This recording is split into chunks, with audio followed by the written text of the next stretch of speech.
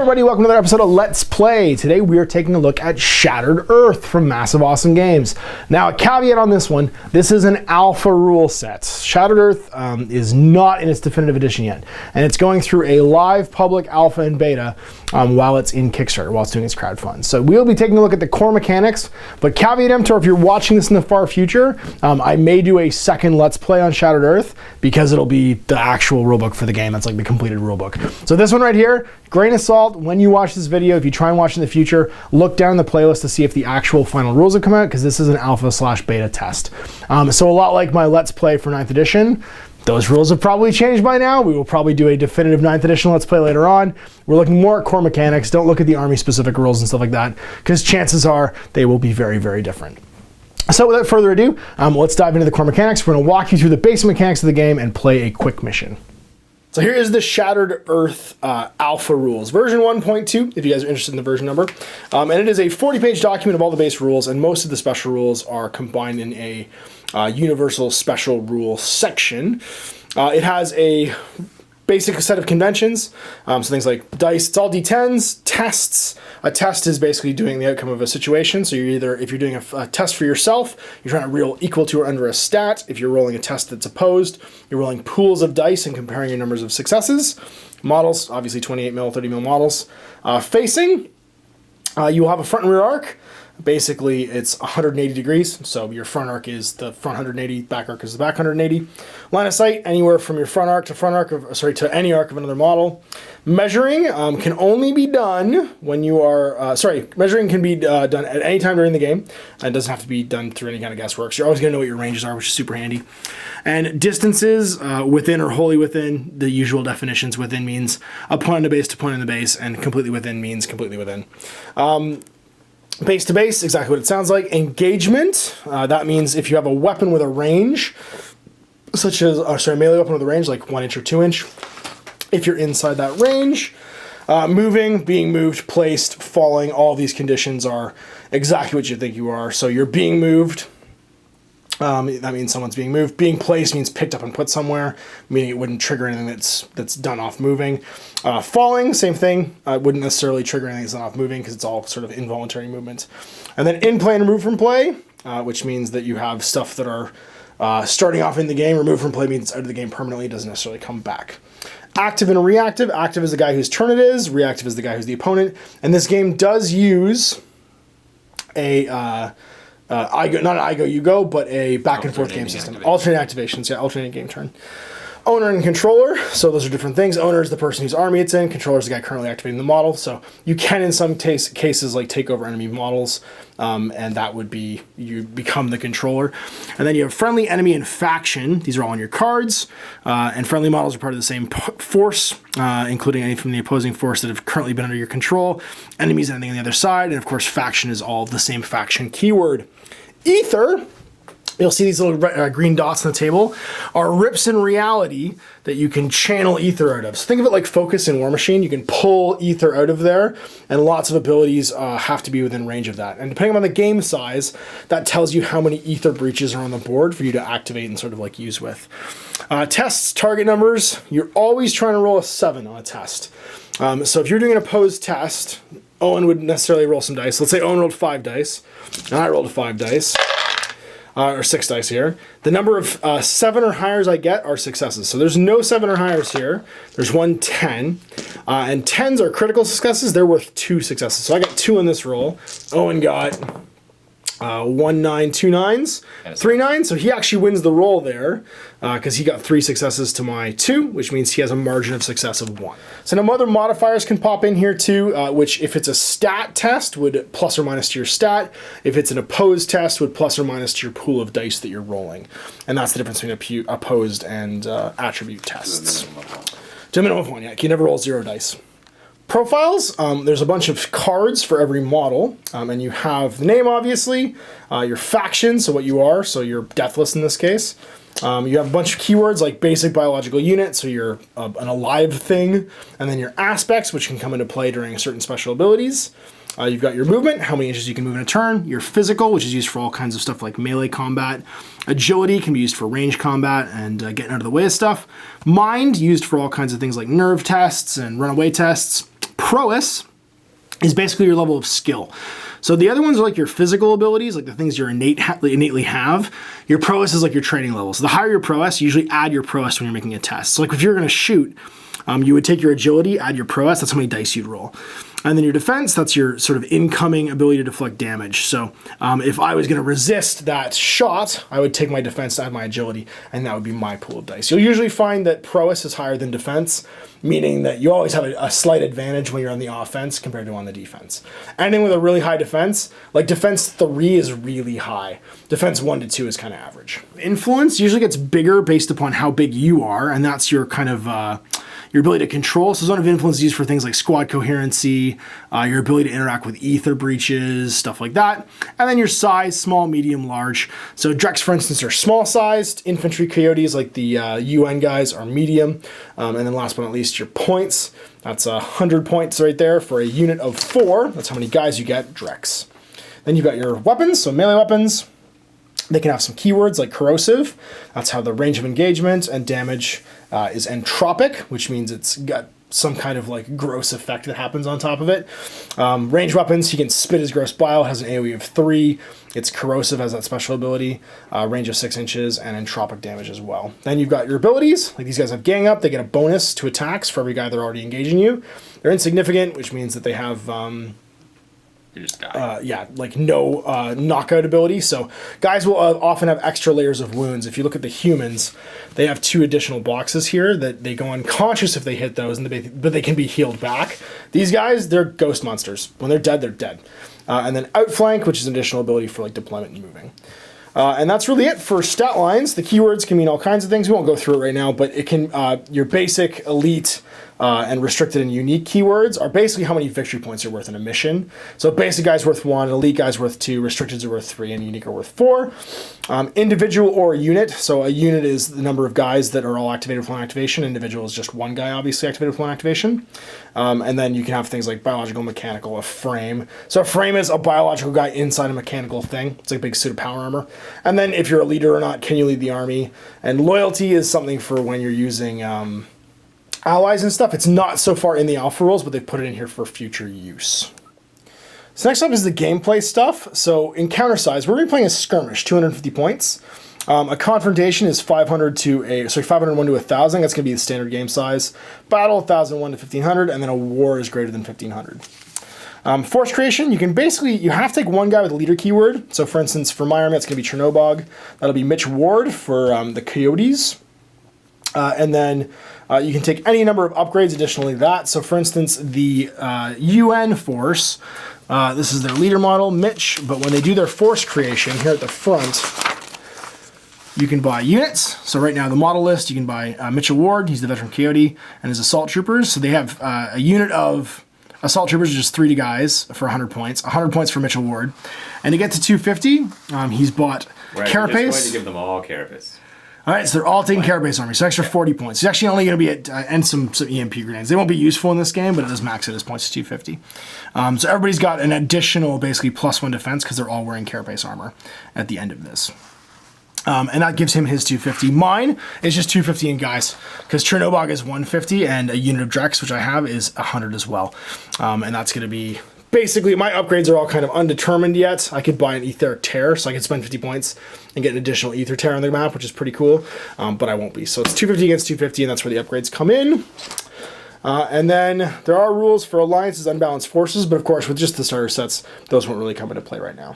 Setting up the game, it's an initiative test for deployment, and we'll be playing the destruction scenario, which is here at the back, so we're actually just going to skip ahead to that. And it is a basic kill each other mission.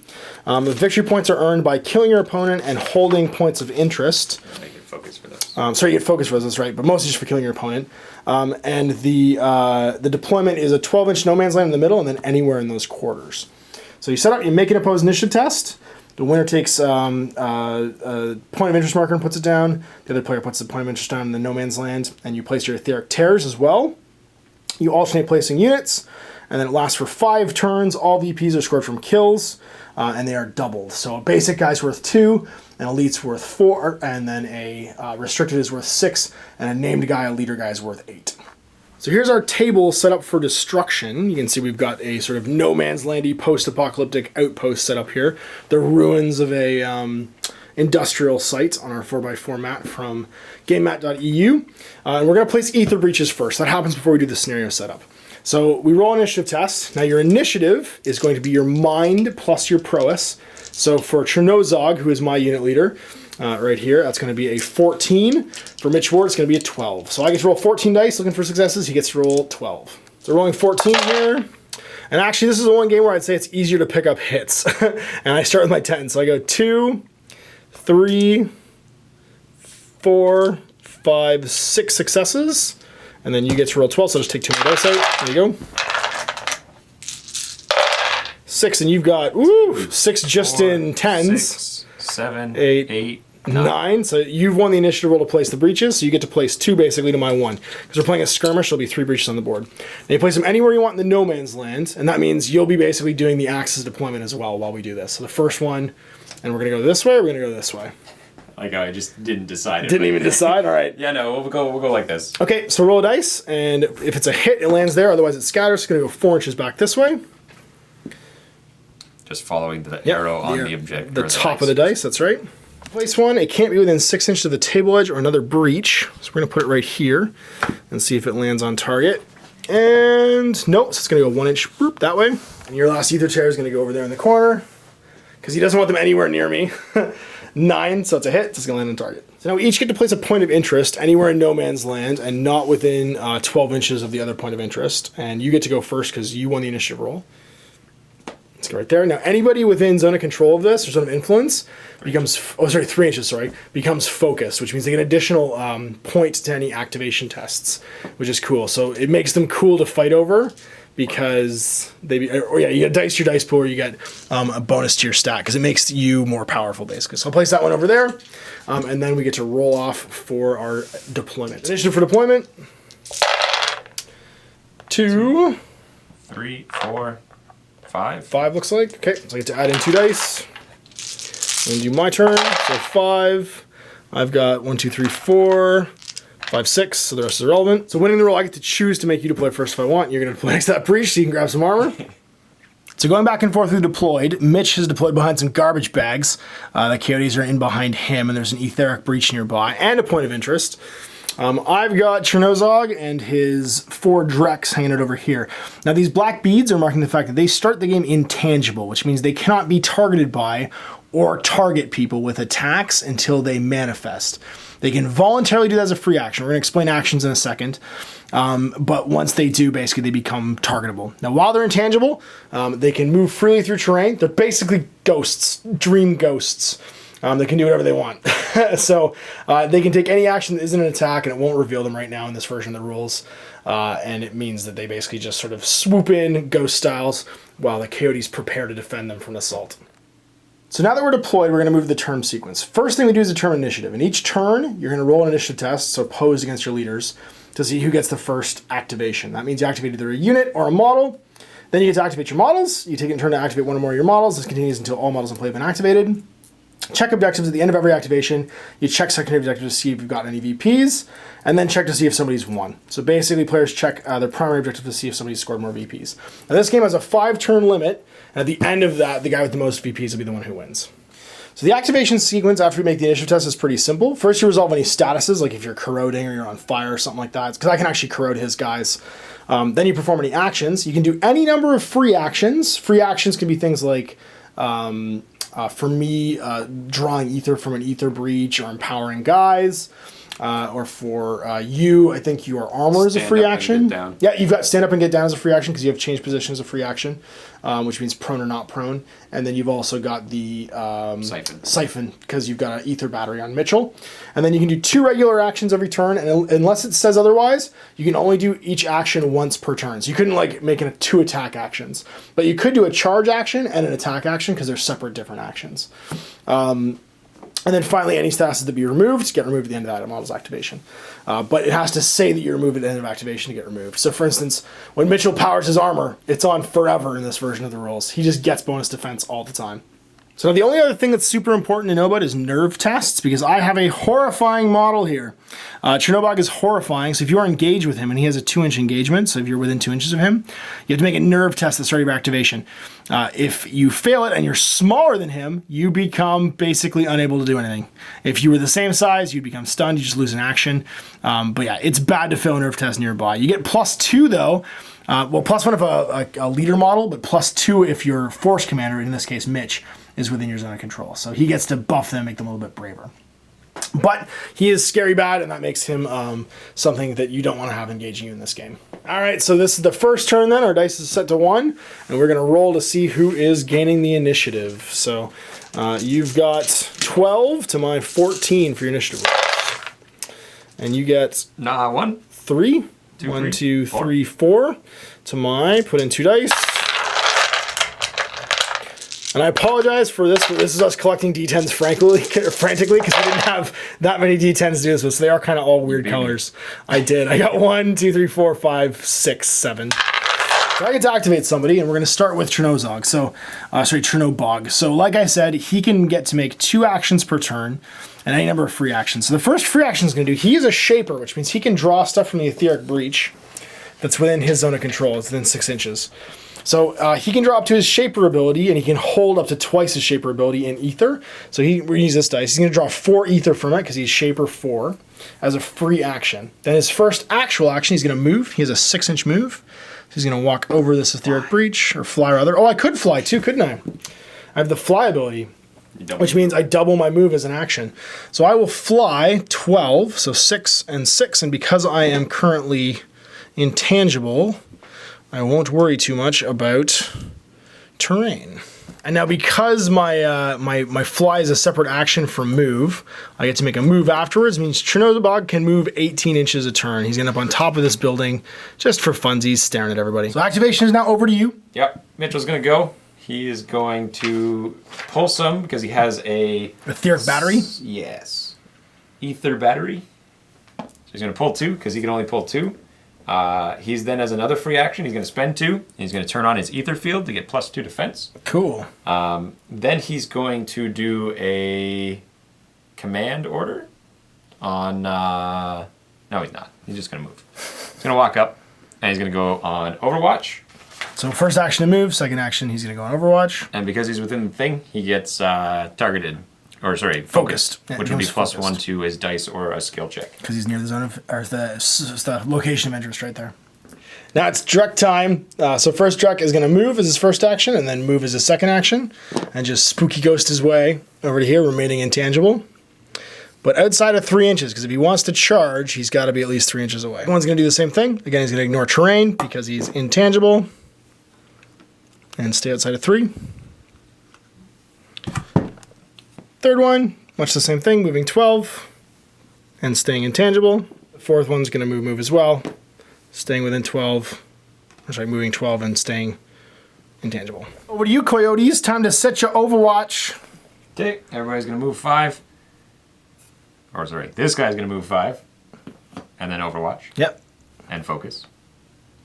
For free, because you're in 3. Yep. Do much the same thing. Do the exact same thing. And this guy is he's gonna watch this happen. And go on Overwatch. That ends turn 1. We're gonna move on to turn 2 and make our initiative roll. So it'll be 14 to 12 again. So you can go first. I'll add 2 dice. So 12 initiative test. 1, 2, 3. Yeah. 4 total. So I'm gonna throw in 2 extra dice. 4, 2, 1, 2, 3, 4, 3, 4, 5, 6. So just enough. And I'm going to activate Chernobog. He's gonna fly, because why wouldn't he? And go land himself right here, I'd say. So like right there, the 12-inch move. Remain intangible. Yup. And then he's gonna draw from the ether breach up to 8, because that's double his shaping ability. All right, and he is, as his last action, just gonna kind of be happy where he is. Doesn't need to do anything else. Over to you. Who's gonna go? Okay, gonna try and activate Mitch. Now I'm engaged by you, and you are horrifying. Sure am. So I have to do a scare check, and my mind is 6, which goes to 8 because I'm the boss. That's right. So I have to roll an 8 or less. And you are in range of yourself. And I'm focused, so I could +1 this. Burp. But I'm not. 8, so you're good. He's going to stand there, and then he is going to do Overwatch. Okay, even though you're engaged? Yeah. Can't make range attacks? Okay. You're just going to stay on Overwatch? Just going to shotgun the first guy that comes in. Makes sense. All right, well, we're going to activate this Drek right here, and he's going to stop being intangible. What would you like to do there, Overwatch Posse? They're all going to proc. Well, it'll proc him. Because he's the only one not engaged. That's right. So. You could pistol with the other ones, point blank. So the only guy able to do the Overwatch is this Coyote because he's not engaged by Chernozog right now. Or Chernobog, rather. But he's got all the guns in the world. He's going to focus as well to get the additional die. So he's going to get 11 dice to shoot you. 11 dice. So I'm in cover from him, but it's not the best cover, so maybe +1 to my defense. So I get to roll my agility, which for a Drek is 5, plus his defense of 1, plus 1 from cover is going to be a total of 7 dice. Test, so let's see how many successes you get. I get my agility plus my proficiency in dice. So I get 2, 4, 5, 6, it looks like 7. Blam. So 7 successes. Now every point he beats me by is a point of damage I take, and each Drek can take 3 damage before they die. You get a total of 7, so I have to roll lots here, and I roll 3, which means I take 4 damage. I have 3 on my grid, which means I go straight to dead. I have no unconscious level, he just dies, but it did get rid of that 1 Overwatch. All right, so safe from Overwatch right now because everyone's engaged, because Overwatch is only triggered at the start of my activation or if I come into line of sight. I'm going to activate this guy, and he's going to move before he manifests, 6 inches over here. Well, stay outside of 3. Now he's going to manifest. Free action. And he's going to charge this guy. So I get to make an attack, but I'm at -1 when I charge, because I'm basically getting a free action. No, it's because we have... oh, no, it's because of your... combat That's right, you have set defense, that's right. So my agility, my physical, plus 5, plus my prowess of 3, and then your -1 because of your special rule, gives me 7 attack dice. And you get how many defense dice? So I get my... Defense plus your... Defense plus my proficiency. Plus your armor? 6, plus 1 for my armor for 7. So 7 to 7. I get a total of 3. And you get... 3. 2, 3. Yep, exactly. So it's just going to cancel. This fellow's going to activate. He's going to go 6 again, remaining intangible. And then use his gang up ability to charge and gain a +1 bonus after he becomes tangible. So he gets 8 dice now because of the gang. And I'm going to get 2, 3, 4 total. And you get 7 dice yet again because your armor. 1, 2, 3, 4. You're good. And the last one, remaining intangible again. He's going to do the same thing. He's going to move 6 while intangible, reveal himself outside of 3, and then move to here. He's got a 1-inch engagement. He gets 9 dice now. There we go. 2, Oh, never mind. 3. No, it wasn't very good. So 3 to your... 1, 2, 1, 3. 2, Nope. 3. None, 2. 1, 2. Oh, Yes, I take a damage. All right, so it's Coyote time for you. Okay. Little guy here's going to go. And he's got to do his spooky check because it's a big monster. And he might be okay because his boss is giving him +2 because he's up. He needed a 7 there, so he's not quite okay. So he does nothing. Yep, because I'm bigger and I'm horrifying, so he will become paralyzed, I believe. Next one. So she's going to try and move. Nerf test first. Oh, yeah. Needs a 7 or less. 6. 6, She she's does. good. So she can do stuff like try and move, Okay. which she passes because her agility 6. So she's making an agility test to break out of combat. Which she's So not really she's rolled going under. to. She's just going to walk over to behind this guy. And actually, no, I just walk away. That's right. We talked about this before. Yep. And I'm going to shoot this guy with my gun. So shooting an engaged model, she normally has a agility plus prowess of 10. She's -2 because she's shooting into combat. She's minus another 1 because... Sorry, I'm +1 because I'm in cover. Wait, Let's see how many I'm successes shooting you the get. little guy. Oh, you're shooting the little guy. You're still incorporeal. Right. Or right, not right. incorporeal. Yeah, got it. So you're shooting him engaged. Yeah. Oh, that's a good shot. 2, 3, 3, 4, 4, 5. So 5 successes. The Drek has 6 total for his defense plus prowess, and he gets 1, 2. You got 7. 3 is enough to kill. So you got 5, yeah? Yeah, I had 5. So he's dead. This fella, who is not engaged and spooky, is going to just walk over to here. He's going to get a free focus for being near there, and then he's going to use it to shoot this guy. Again, -2 because he's engaged. So 8, but +1, so 9. Yep. None. And that'll end the turn. So we're back over to... Oh, sorry, is Mitch gone? Yeah, he yes, that's went first. right. He went first and couldn't do anything. So we're going back to initiative rolling. So you get to roll 12. It's currently turn 3. 2, 3, 4, 5, 6. 6. All right, I have to throw 2 extra in. So 6, 2. 1, 2, 3. 4? No, that's a 6. Oh, 4, yeah. That's it. So you get to go first. You should technically have checked VPs at the end of this too. He's killed 2 basic guys. That gives you 4 VPs total. Mitch is going to go first. Mitch, scary check. He passes again on an 8. Just. And he's going to move as his first one. Oh, he's engaged. So you want to break off? Oh, that's right. Agility test. Gotta do that agility test. 5. He's good. So now he's going to walk just over to here. And shoot some Drek. And he'll shoot them as well using his focus. And shoot that little guy. Now he does have the option to shoot twice here, but he's at a penalty for each shot if he does it as a single attack action. He's opting not to. He's just going to shoot one of them. He's got 12 dice, -2 because he's shooting into combat. +1 because of focus. Yep, there you go. So 1, 2, 3, 4, 5. 3, 4, 5. 6 defense dice for the Drek. Gets 1, 2, 3, 4. 4. So it takes 1 damage. There's 2 left. So Mitch has moved and made an attack. Do you want to do a free action? And suck some ether out of there as you throw beads at our guys. All right, and that is that. So I think next up we are going to do Chernozog for my first activation. He is going to become tangible because no one's overwatching right now. And then he is going to attempt to break off and charge. He is initiative 7. He's going to he's going to leech first up to 6. He's going to empower his... No, you're at 8. You haven't done anything. Oh, that's right, I'm at 8. This must have got knocked over when you dropped that bead.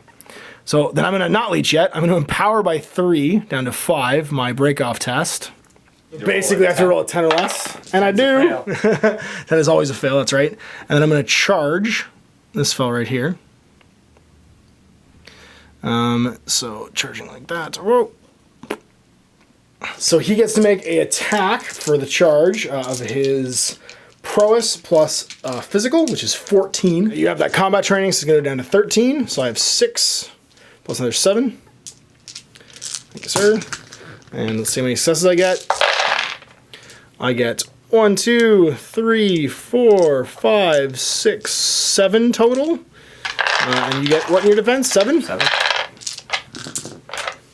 So 7 total. And I have something called Brutal on my damage, where all my damage is doubled. So you get 2. So I get 5 doubled to 10. Takes 10 damage. That guy's just deleted. And then as my second action, I'm going to just make a regular attack now against that other coyote, because it's a different type of action. He has the ambidextrous roll, which means he can make 2 attacks for a single attack action at -2 to each attack. So he might as well just do that and roll 12 dice. I could boost these as well, but I don't think I really need to with 2 swings. So I'm just going to go at you twice. For my attack, I get 2, 4, 5, 6, 7 is my total. And you just basically get 7 again. 7 to 4. So that's going to be 3 doubled because of Brutal, though. And she gets deleted. Second swing basically is lost. And then he'll leech back up to 8 as a free action. Are you within 6 or no more? So you got Mr. Coyote's no longer engaged, though, so no nerve tests for him. He can try and swing on the Drex. He'll shoot the injured one. Okay, so using his pistol point blank, he can make a ranged attack instead of a melee attack. It is -2, so you get 1, 2, 3, 4. 4 total to my defense 6. 4. I get 1, 2, so I take 2. And that was the injured guy. It's just enough to kill him. And he's gone. It's down to my last Drek. He's going to just, I guess, start swinging. And he will try and make 2 attacks instead of 1. So with the penalty for making 2 attacks, I'm down to 6 dice for my first roll. And I get 1, 2 successes to your 7 dice. 1, 2, 3, 4. 1, 2, 3, 4, so you're fine. And the second one, I'm actually down to 4 dice because it's -4. All. It's a bold attempt. I get 2 total. And you can just roll bad dice, but you don't. Second action. I'm actually going to try and break off and engage Mitch. And a fail. Checking VPs. I've killed 2 guys now, which puts me on the board at 4. You've killed an additional one, which puts you up to 6. Initiative roll for turn 4. Woo, look at that. 4, 6, 8, 9, 10. Mitch is 11. 11? 11? Mitch has decided he wants to go first. He got 11. Boys. Get our one shot. We needed that for That's the right. We needed that for the shotgun. 2, 4, 5, 6. That's it. What you gonna do, Mitch? It's all you, buddy. Mitch going shoot. Mitch going shotgun. He's not engaged. This guy, no nerf nerf test. test. Engaged. Go for it. He's actually going to aim. Okay. First action. As his And that first gives him action, +2 dice, I think. because he has expert marksman. Normally it would only be +1. That's right. Then he's going. I can't actually use them. Never mind. What's that? I was going to use my my tokens to empower, but because right. I'm not. You're not actually a shaper. You can't use them. shaper, Yeah, you have a battery, not a. Yeah, you're not a wizard. You just got some kind of crazy ether battery. But it does mean 14 dice to shoot against my 10 dice to defend. But I'm going to drop 3 empowers into defense. So I'm going to go from 8 down to 5 and empower my defense. pretty sure you can use that at any time, right? I think you said I could, yeah. Can't do unless during activation, so I couldn't do it anytime. There'd be no way to empower my defense. Yeah. We thought we could do that. I could actually do that against Overwatch, but oh no, because it interrupts an action. I don't know. Yeah, I don't think we could. There's no way to empower defense rolls. We were just thinking at the logic steps of it. Falling? Falling, maybe, yeah. There doesn't seem to be any time you could do it. But yeah, you're gonna get 10 dice to your 14. It'd be a big roll. Get him! Get him! Get him! Look at all those ones. Good thing ones aren't fumbles. 2, 3. 3. Oh man, take 4 dice out. Let's see if I get away. Come on, Chernobog. Duck it. Duck, dive, duck, and dodge. 10 dice back. 1, 2, 3, 4, 5, 6, 7. Yeah, we're good. Okay, well then. For funsies, I guess. The shotgun. First things we're going to do is, the shotgun always does 1 damage. It's pretty cool. Is Chernozog is going to charge this fella. I'm pretty sure I'm at least 3 away. Front arc. Oh, I do. That's right. I have to turn around. So I'd have to charge him. Facing, and if you're within... Is change facing free? No. And you're within 3, so... Yeah, so I can't charge him either. You can just move. I could just move. Or I could just activate my puppy. Yeah, no, we're just going to move. We're just going to move over here. Like so. And then up our melee by 3 and do double attacks. So 15 against that coyote. That's going to be 2, 3, 4, 5, 6 total. Your defense 7. 6, you get 1, 2, 3, 4, 5. So you only beat by 1. He takes 2 4, damage. 4 damage because of brutal. And he's unconscious. No, So he actually goes right to dead. So second attack, we're going to empower. So I'm down to 2 actually ether now because I've already spent 3. And we're going to strike on Mitch. There we go, 15 dice. 2, 4, 6, because that's actually a 0, yep. 7, 8, 9, 10, 11, 12. 12 total. You get 11 dice because Mitch has powered his shield here, which is pretty bananas. So you've got 5 defense because your armor and your etheric shield. Yes. He's dead. Yes, I'm pretty sure he still is. So 1, 2, 3, and I do... You did 11? 11, so I did 8 doubled is 16 damage. Mitch is in several pieces. Mitch had 6 HP. Yeah. All right, there you go. So there was our Let's Play for the Alpha Edition of Shattered Earth from Massive Awesome Games. Now, once again, you will probably see a future Let's Play for this when we have got the definitive rulebook in our hands, and we will be definitely feeding this back into the playtesting group on Facebook. Now, if you are already a backer for Shattered Earth, you can join that Facebook group and give your feedback and sort of like thoughts on the current state of the game. Owen and I will definitely be doing that after having played it a couple times and just walk through the rulebook and even just editing stuff with the rulebook itself. What's easy when you try and learn a game, one of the hard things as a rule designer is going through the rulebook and actually learning something that he created, because he's not having to find anything. He already knows the answers to all the questions. So when you put it into the wild and put it in front of people, that's really useful feedback. So if you guys do become backers, check out that group and give your thoughts and impressions when you try the game out on how to best sort of like design it. Simon is super into that. He's really excited about people actually taking his game out into the wild and trying it out. And you will see us in there if you do. So thanks again for watching. We will see you guys for more Let's Play in the future. Until then, I'm Ash, this is Owen. Have a good day.